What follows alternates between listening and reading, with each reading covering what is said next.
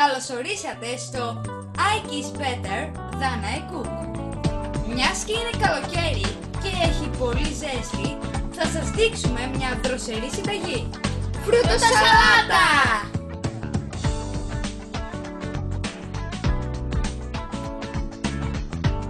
Θα χρειαστούμε 2 μπανάνες, ακτινίδια, νεκταρίνια, ανανάς,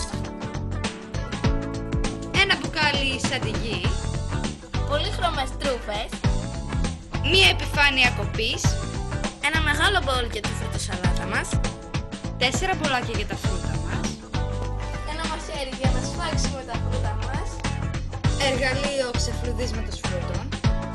και τέλος ένα μηχάνημα κοπής του ανανά. Αν δεν έχετε, χρησιμοποιήστε ένα απλό μαχαίρι. Αρχικά θα ξεφλουδίσουμε την μπανάνα μας.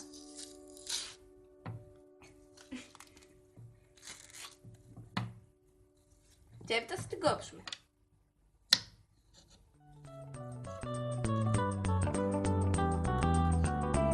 Θα ρίξουμε σε ένα μπολ.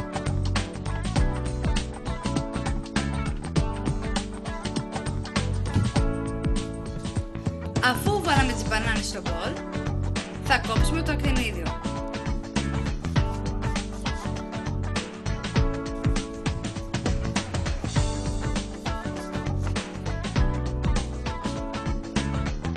Όλα τα φρούτα είμαστε έτοιμοι για να ξεκινήσουμε να κάνουμε τη φρούτο-σαλάτα μας. Φρούτα σε ένα μπολ, ήρθε η ώρα για τη σαντιγί.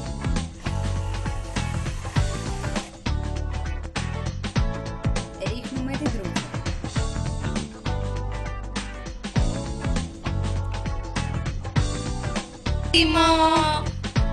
Μην ξεχάσετε να κάνετε like Και subscribe. Τα λέμε στο επόμενο I Kiss Better Than I Cook.